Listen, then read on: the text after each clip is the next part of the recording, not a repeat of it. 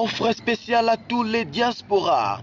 Vous habitez l'Europe ou l'Amérique, vous voulez organiser une fête à Kinshasa, une conférence, vous avez un deuil à Kinshasa, plus question de vous inquiéter.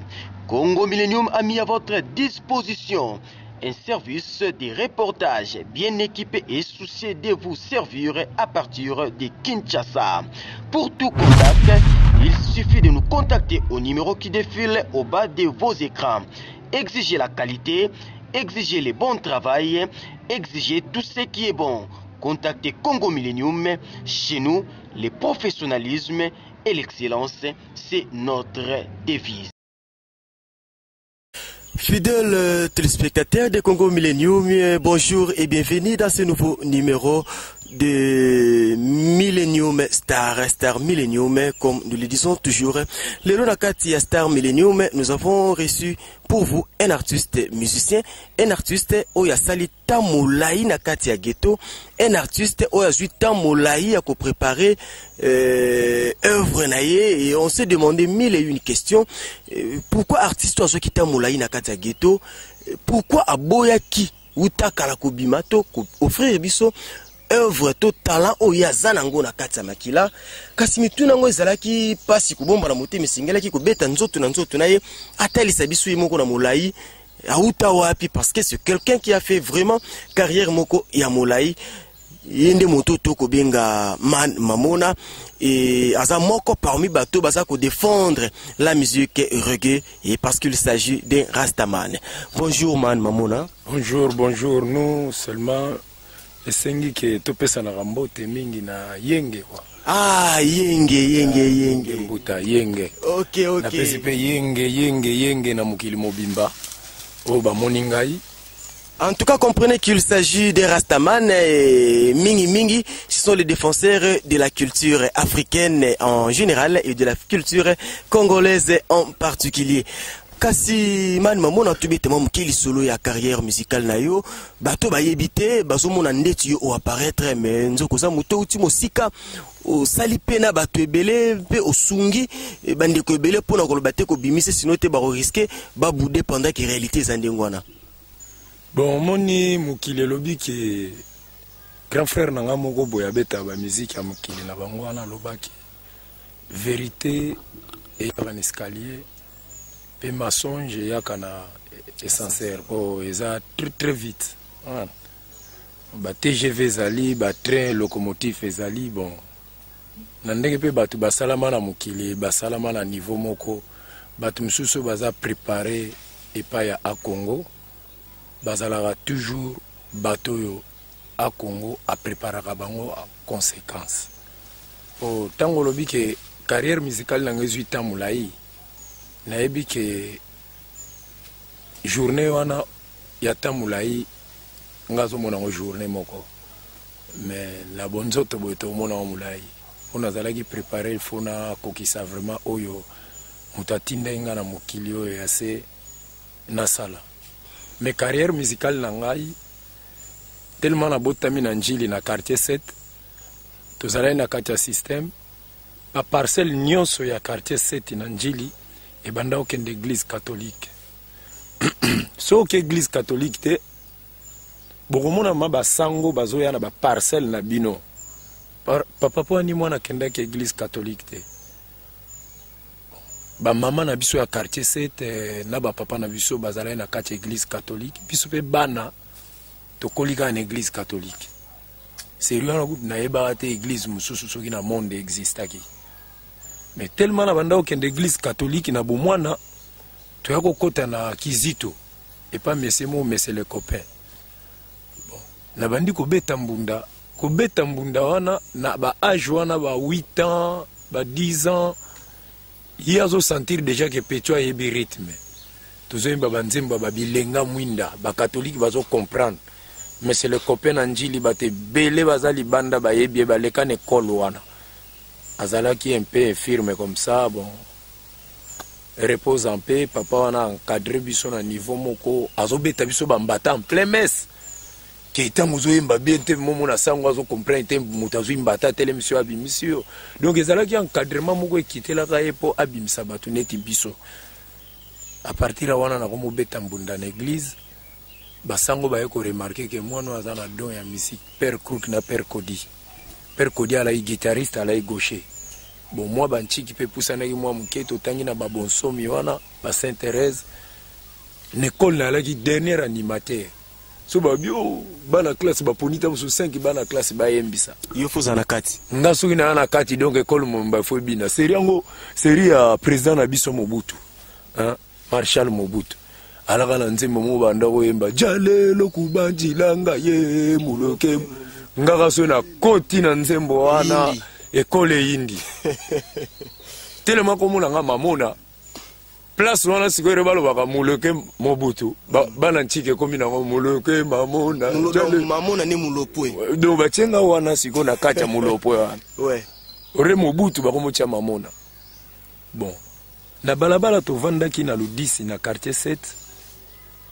jour moto yoki kaka ba vie mo ba ye o ba vie mo ba bazo beta ndule kune pa bipoli to yeto matina mir to moni ba jeune garçon mo boya ba bogar moko donc aneti mwana mwasi tofla kitoko alaka companateur mbebo rouge donc ba fro moko mystique talaka ba biso ke ba uti papa wemba wana biso ba petit zokamwa bango tuzokamwa wana vie kesi forme neti yezu liboso ba bipoli wana ba nzeta kokoti moko ezalaka wana na commercial et pas ba ya mari et pas honorable Mwabi ser wana mama Mwabi wana za ser moko soki il s'agit ba musicien au bazana viva la musique na Victoria basa il est monument obligé il faut ba reconnaître ser wana pas la première mutabetsa ba kester ba bipoli ba tofla ba wiki le concert mais apparemment on dirait banduleman batsaki lisukate mais banduleman na oyo zolo ba wana banduleman na monde wana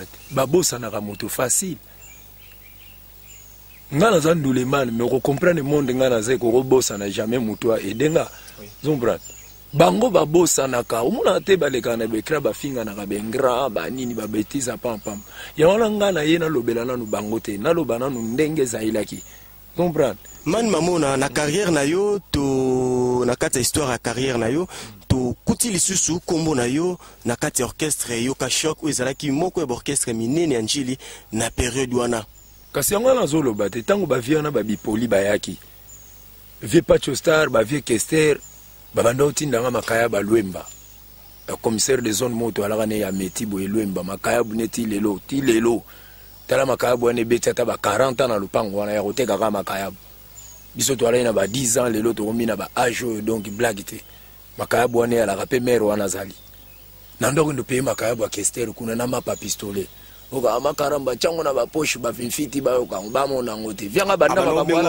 makaramba po na alaka jeya mais kombo ba ebela inga na quartier sérieux wana Jean on petit Jean sugu na zoya telema pe na alaki mpe kirie na ba vyango na koti kaka pa ba bipoli bo orke vina nga musique pe yango ne bandi ermo vie Pacho Star bina nga petit beta kakatu na vie mo anda beta mbunde kokoto ekoko mbunda boye vie mo ekoko mbunda balake belé ba bengali Petit Prince ba tofla kitoko ba Safru Manzangi ba Santana mongo ba vient teka 8 kilo ba vie wana ngala na 10 ans nazo yebango à partir ba vie wana déjà ba banda ko laksanga son na ekokola na son ale na bandu landa ba grand nga moko boye basala ka orchestre na Veni Matete kota ba mbankana wana yoka shock bana 5 ba ebe orchestre wana grand anguta olinga tela na landa ba on orchestre na vie moko mone di balo na vie frizo orchestre ngo yalaki na ba vie kalaki baze belé ba yebi misu bana ba poto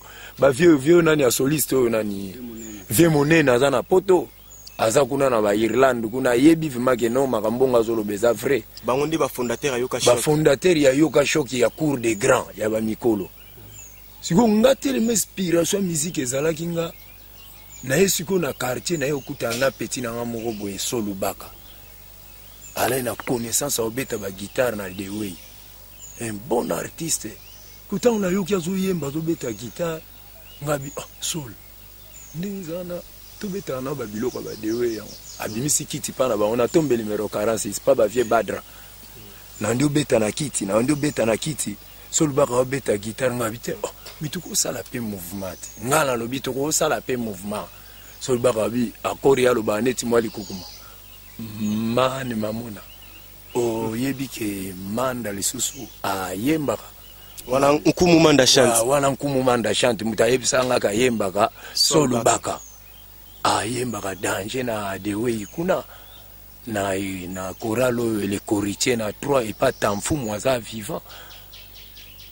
Et pas ba dimolé diesel. Ouais. Ngabi manda yembaka ngana yebi grand na bango muta sala na banque vieillers.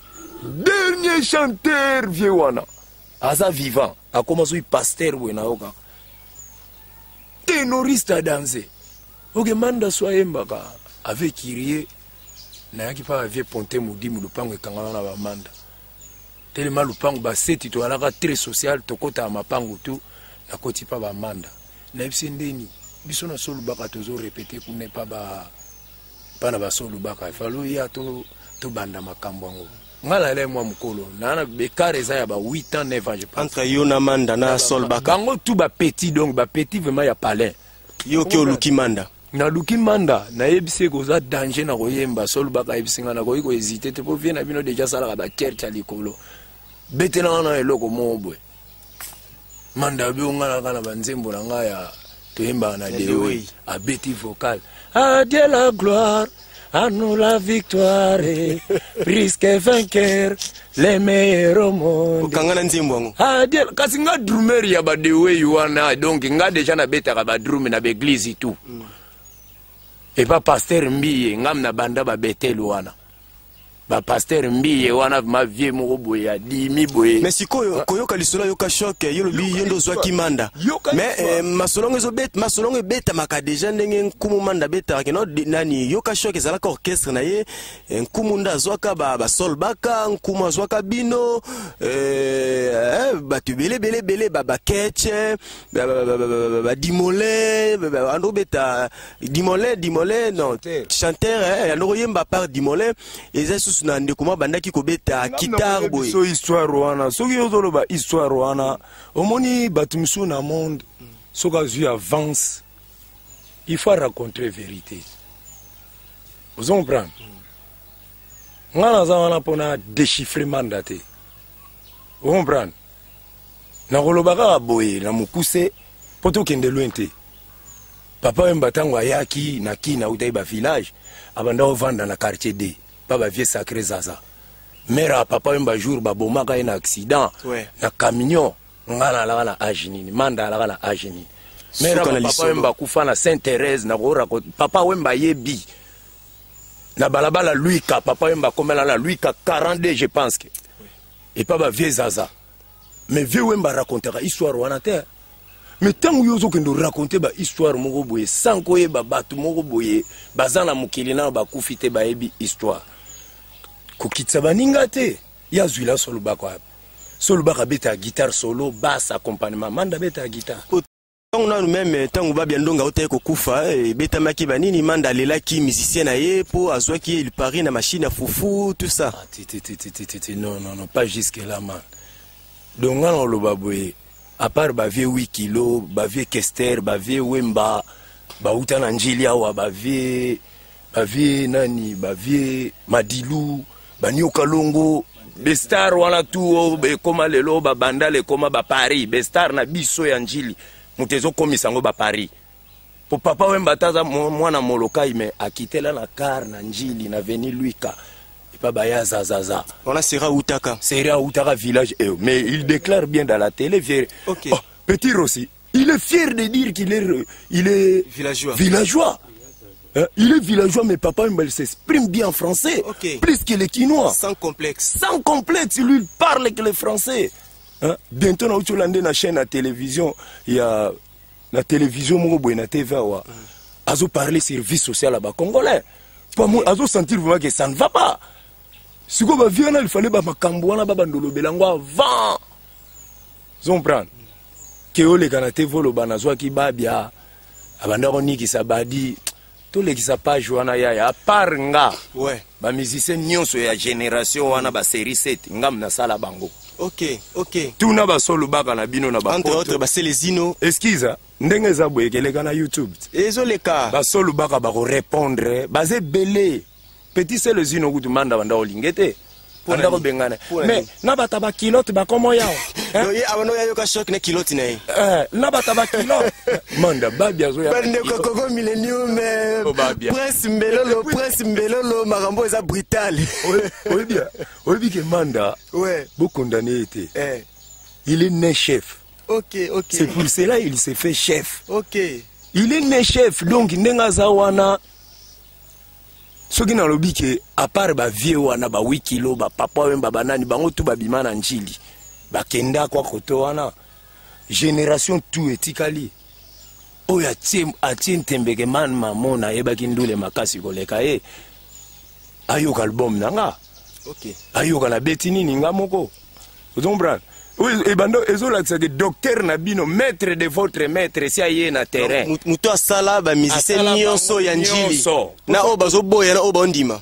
Moi kuto boye zate po ba micro baladere kota na bapale. Mais balandia Congo Millennium boso na bino mutute po Congo Millennium tulubaka zaka lisu ya batu bazanga lisu monoko bato bazanga monoko. Donc tokotambusi la bino pe micro, tokotambusi la bino caméra po be miso za ebele koto pe ya France kuna bo banga na bino te balobi Prince Mbelolo aza déjà mopanza Prince ya France wana kalata zo banda masongo na nenga niama ba Toussaint Bouens basana kata France ba yebi pe mwanda masolo ngo wana masana nga wana master nga tolala ne mbetu moko Toussaint Bouens ndeko nga ma master donc master donc sono abina parler sur Toussaint Bouens na Didier Sono ndeki babanda oza na manda za petit nanga bambongo akabela nga na kabela yango te et puis na respecter aza meilleur chanteur koleka Congo mobimba tilelo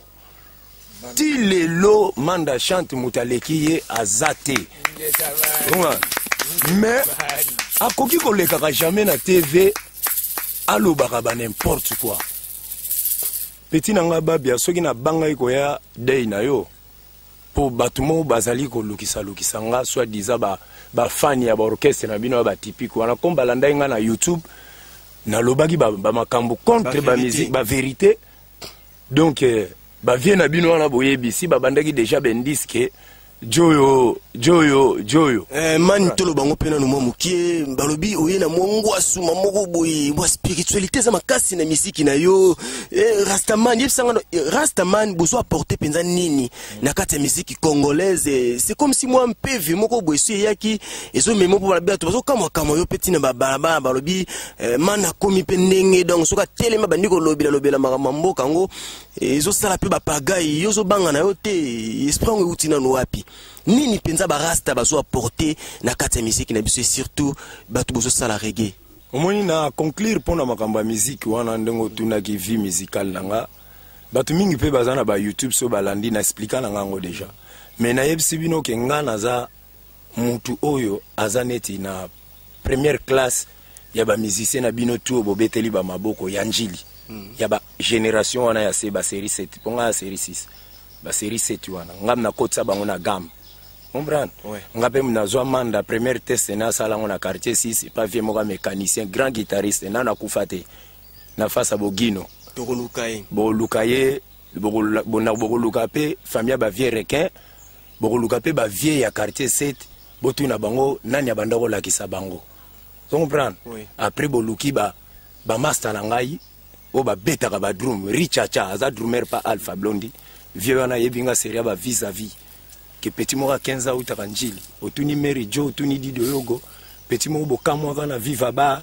oboloba kaya na zaiko ok tuna vie na biso mopao tangu babi akendaka test azwaka drummer nini wa yaka na pesu te po mona sala pesu test pas mopao vieux na yebinga pesanga 25 000 zai yo ndenge nini okija po mopao balobi kuna quartier latin veut dire bisengo veut dire bonheur veut dire malamu na malamu o kimino quartier latin po mi bomba lisusu lo tamula ibongo poani ko kimana ku du quartier latin ezate ke ba recruter kinga ba accepter kinga ka etant que drummer ba bien tant que chanteur mais bonzambe ezalai kati na ngai nde bobenga ka bonzambe ezalai kati na nga esenga gite ke mission na ngai zaila kuna na kimeli na potete na kini mais na kenda poto na koti me bazongisanga pe ka kini po mission na ngai kokisama so na kimela na poto wana sava na kendaki mezala place on il fallait pas na ça la musique parce que soki na kenda osala la musique kuna nde boyoki nga lelo nde boyokela ngai te. Ouais, tozongi na numan, ouais,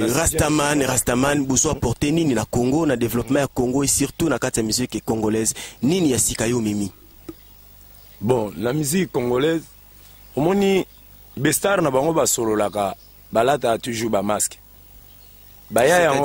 C'est-à-dire que babanga ka ba peuple. OK. Oui, pourquoi banga ba peuple? Pourquoi? Pour génération mobo kokisi ba 45 ans, ba 40 ans, ba 35 ans et comprendre que bana na bango ba komo beba na musique bango bazo beta. Je vous dis la vérité, ngai nazana ba ami na Facebook. Nazana ami na nga moko ya mwana ya star moko ya mboka oyo. Abi musique a papa na biso na oka ngote. Aza star munene. A star munene mwana nga vanda na Belgique. Abi musique a papa na biso na yoka ngote. Pona nini? Abi trop de bêtises. Ye mwana abo musique papa na bango. Ah lobi na regrettera fort pour na vie sociale ya bana Congo. Vous comprenez? Vie sociale. Papa na bango azala wanzo to minene wana. Te na yebi ku tutai nete bon. Omoni petia batu ba kolongole carte pamba na famille. Po ezana bana msuba la ba révolutionnaire. Ouais. Père na bango vraiment diriger pays. Azo sepela nete bana mobutu ba yebi yango. Ah papa po nyozo bonga ba ya batu ba mia. Hein? Po nyozo bonga ba ya ba mia. Libéré père. Mais tellement ba kimpa na bango bazwe pa babylonais. Et bando senga via diriger biso fo yango pozo mo nezo continuer ti na ba système yango. Zo comprendre. Yango na ngina lo baboye. Ndongo lobi na ngai ke barasa ba porter nini na kati ya musique oyo congolaise. Et loko tozo porter d'abord un tozana biso na musique. Musique abarasta e ba inango. Mais o Bob Marley alobaka ke Royaume Congo egeza na bana mo ba kobima kuna. Bobenga mo barasta me baza barasta te. Appellation na biso vma ya bien eza bangunza. Bangunza, OK. O mutu mswa ko mona nga rasta aolinga ya ko blaguer. Aolinga lo ba n'importe quoi. Kingunze la kisinini. Kingunze eza vma donc bateau ba uti na planète oyo ba congolais ba utaka. Bateau baza autorisé ya ko solola na bonzambe ya ba congolais. Po ndengi toza awa na mboka oyo. Faut boye bango ke bato moko ba ye déjà neti ngai na bandeko to vandiawa. Bozo remarquer que toza différent. Donc boye plus na bonzambi na kati musique. To ye vraiment ko botola musique ya mabe na mato ya bana na biso. To yo ki sabana na biso musique ya malamu. Yango to moni na maboko na bino bozui moi et Kekomoko ndeko Olivier Koko sur la bisongo. Toziango na ndenga mabeto eza na ye asala ba bikeko. OK. Bon, asali ar na ye azar. Oh, Simba. Interdiction ezate. Interdiction ezate. Interdiction ezate. Excuse, nalobia. Obike na leka jour mona tongo ngala botami na sem église catholique. Je sais. Chaque tongo so itobimi prière à tongo tant wala ba jeune au mona ba mère na biso batelemi devait que comme ya Maria bacha bougie nini Maria losako otondi gracia mokonzi azali na yo abenisi o mo teke wana bobangi on te o ka bolingo bango na kopia ngo cadeau c'est rien on va eza nango art donc eza art même ba kacheri ba bor ba zimba kana ala kala on a rien yaya œuvre d'art kaka intimidation mone kaka ba muscle ba nini abunda ka vrai. Oh,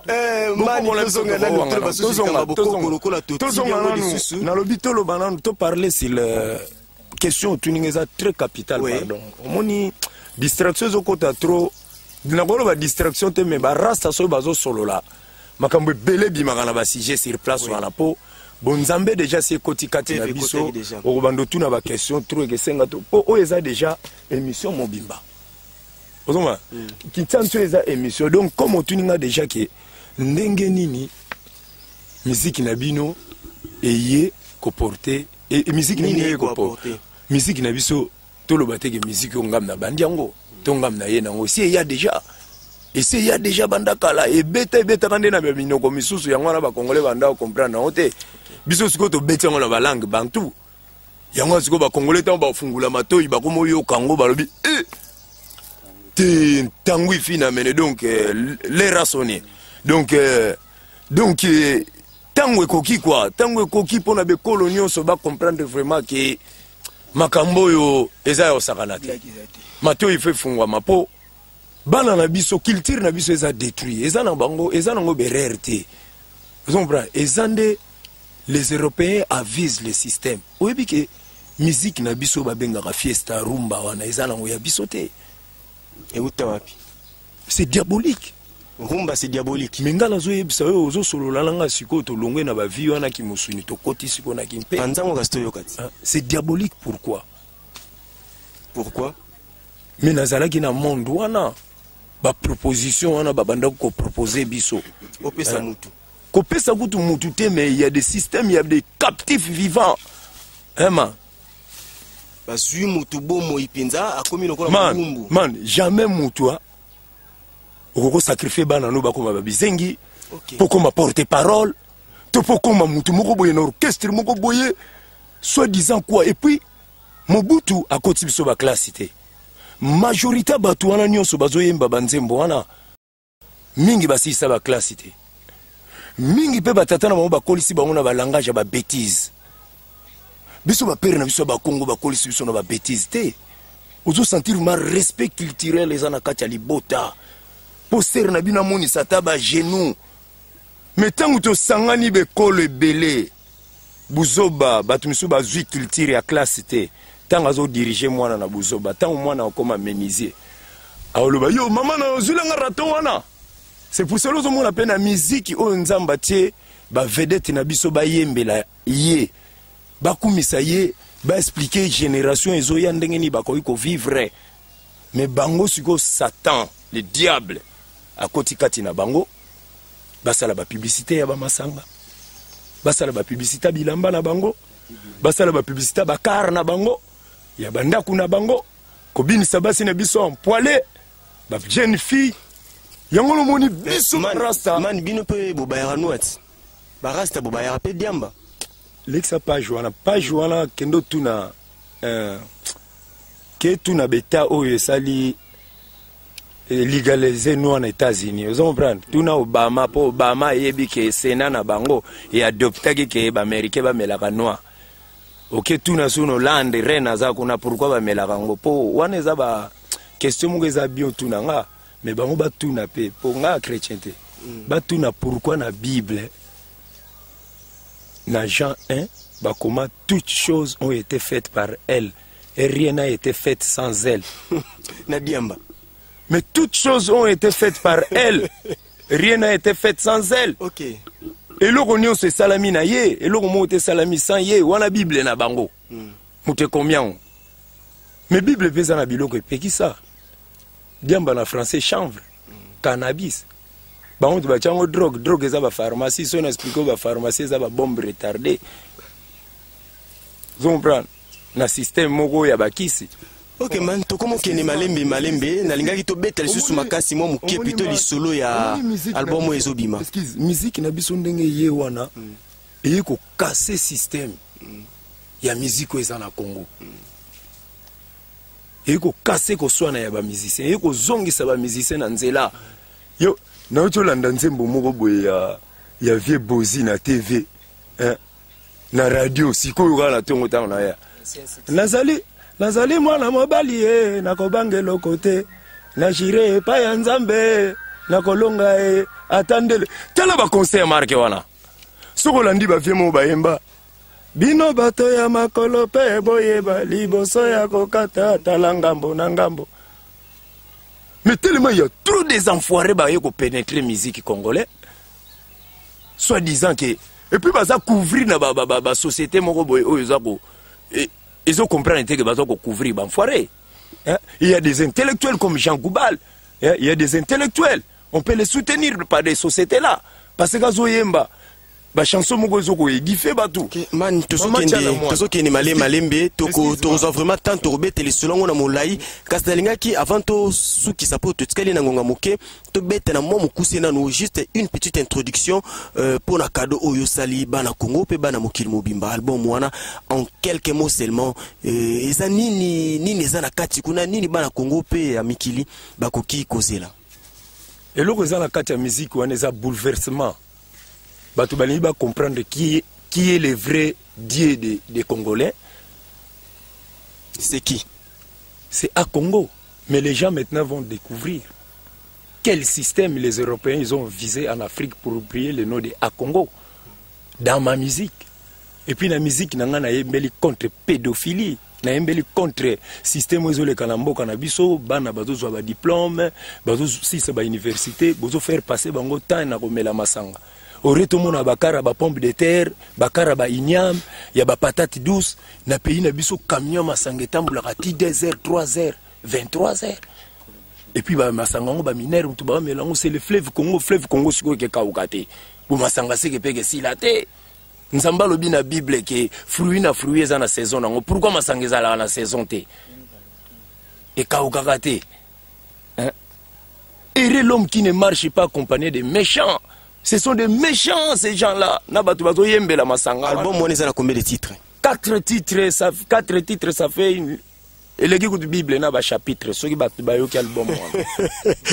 Bandeko bana Congo Millennium, en tout cas, il y a koloba eza tellement mingi, comme pour comprendre que tous en a penza yebi, mutu ban PV, balobi, bino boye baraman mamona ya liboso, bosala mo attention, to on se pousse na pembeni na ye, sala mo ngele po mo PV penza donc ngande ka mna osala émission na yebi, ngande nazo sentir yango moni toponaki penza nature tokimi na biso ndako batu basala toyeka na ndako yemo konkolo sa tonga. Et puis le clip nanga otikala omona jamais ba lix na bango ba laksa wana mingi nature ba lix wana bazo laksa po ba détruire biso to sala ba magie lix wana eza magie batiko sakana biso man. Merci beaucoup man mamona tokomi pratiquement na suki émission na biso moi liloba moko ya bokabwani mpona balandino so Congo Millennium. Liloba nanga eza kaka Kimbanga lobaki ke azana mbongo te azana bato toyoka nga nazana ba Seda ba frère Patrice nazana ba Matu Samuel ba Marie Mbongo ba bato na bino wana ba yembaka ba makamu na bino ya Yesu na boya yango te naza pe na besoin bino ba frère Patrice nanu ba frère tout boyembaka bosomba Sede na nga Mike Kalambai Mike Kalambai Mike Kalambai nani Mike Kalambai les asuna frère moi beta rapper reggae comme on est à la kanani frère moi beta reggae José Nzita reggae man balobi mingi penande tikoto na bino mais balobi te ke baza ba adversaire na biso te balobi pete ke non biso tozana posa na bango te bayoka album nanga parmi eux batumsu bako zwa ba loko eza nécessaire kuna bayemba ngona bakati ya album na bango po première fois na mokili pe na Congo bomona musicien ya 2,5 m bomona musicien ya suki aboye bomona musicien oyo azo parler kaka sur nature sur vie sociale na biso eza détruit sur culture na biso eza détruit yango na sengi na bino bosomba CD na ngai ba vie na nga ba papa wemba okosomba ta sans CD au kabuli yango bato vie kofi ba master na nga banduli c'est tout ba vie na nga we ranson ba vie JB nazana monde na binote je vous respecte beaucoup mais bo yoka CD na nga bo comprendre petu azana boule nini po bo changer boule eza seconde we ranson azana beaucoup de femmes auti nkamba mais tango il faut ayemba biloko moko ezake bafano wana ba comprendre que Kimbangu existe man. Yes, hein? Yes, nazo zila na yoka flash ingeta. Na moni ba fiche kuna na mveni kimbuta se. Ba fiche kitoko. Mais nazo lingana yoka ngo. Yo pe yoka ya ngai. Photo koma na niveau mo ya ko swana teme ya ko se comprendre masto pendenga yembeli to kota na rythme masto. Nous devons changer le peuple. On n'est pas là pour chanter seulement pour les boissons, aussi bango balar, bo changer na bino côté. Abwaka bango. Bwaka bango Bible lobi na Bakuk 5:20. Basi na bino baza ba pasteur. Malheur maman Sylvie. Je le salue. Il faut respecter ba pasteur. Bientôt bazo changer na bango ba mateya. Basango ba changer to balaki na basultan. Kala pete ba pasteur ba koma na bango ba basango si ba koma ko loba. Basango ba pasteur si ba koma na ba mpeve.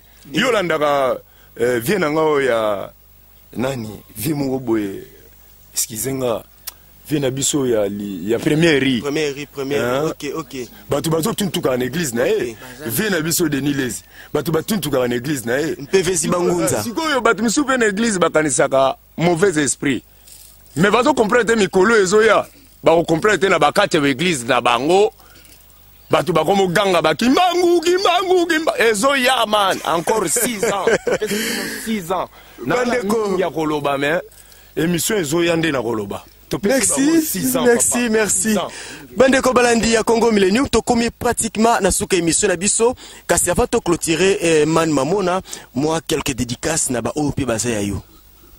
Bon bandeko bomoni na vandi na bango baza ba Rastaman baza bangunza ya Congo otoko panza message ndengi Bob Marley apanzaki message na mboka bapaya kuna musique na biso eza bien dédicace na ngai ezali na 4 éléments qui composent l'homme na pesa rambote na nga na moto na mupepe na mai na mabele po yango nde mutu esali bomoto ya moto po soki tolobi to ando pesa bambote ti omona lobi lisusu bamisu balaka so opesi eka ata mbote oka petit lega na palais ya $60 wana nyonso ezoboma culture na ngai wana nyonso ebomi bapeti na bino wana. Merci Man Mamona, merci tokomi vraiment la suka tokolo belango balandi ya Congo Millennium na la kibino en tout cas na Man Mamona ya koloba eza ebele faute ya temps moyeto épouser nos sociétés mais to la kibino si ma émission oyo to bombeli bino émission moko oyo tokolo bela mingi likambo ya album opesaki bango titre pesa titre ntango ifina mene soki babeti na YouTube ntango ifina mene bakomona spot comment on dit spot publicitaire nini siatula na Léonie Kwami maman na biso ya Ivoirienne na pesi mbote vraiment osalinga yi surprise moko siatula za grand frère na ngai aza maire à terre ya Congo donc bosalinga surprise moko ngaleki na bino na la ghetto mais cadeau bo pesi ngai vraiment nazalaki ne loko ko pesa bino te mais grand frère na nga siatula osalinga surprise moko na cadeau pesi nga na vie ndenga ko présenter batu ke ba somba album na nga cadeau yango wana ndenge peka na sengi na ba grand frère na nga nyonso babeti musique na Congo ato betaka ya ba bêtise somba album na nga et que changer yo soko continuer bêtise na pesi yo 6 ans 2021 kimbanga kokisi centenaire keba na fimbu mon frère ndengo bongo na kana micro okotika la ndengo zalaka.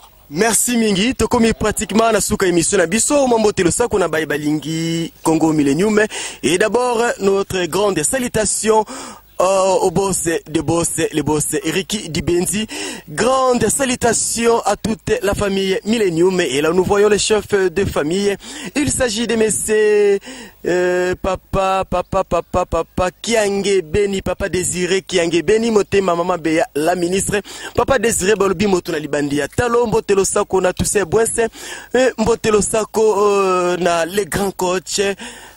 Prince Mbelolo depuis français Mbotelo Sako lisusu na moto to kobengaka les préférés Freddy Motole na kati ya Londres tozala kibongo na yabino ndeko Man Mamona ye mingi rasta penza te même mingi ngunza atali seki na molai seki ngunza pe mission na ye en tant que ngunza na kati ya Congo et précisément na domaine musical ezali ko changer pour lutter contre toutes les antivaleurs côté mais la maïno soma kotungi saka bana Congo ya boinde mato ya bana Congo e yoka buzoba talentina ni ya mikotisi na etinda oyo alubia kenaki kutumikili na poto kasi kimbangu azongisa kiema moke a Congo azongisa kiema moke pambate esengela kimosala e banda nanu na engomba mokonzi ya Congo nde wana sima koyeba kobima na bamboka mususu ya Afrique mpe kolanda bayebaza na kati ya mikili na poto toujours na cadre ya boule ya changement de mentalité.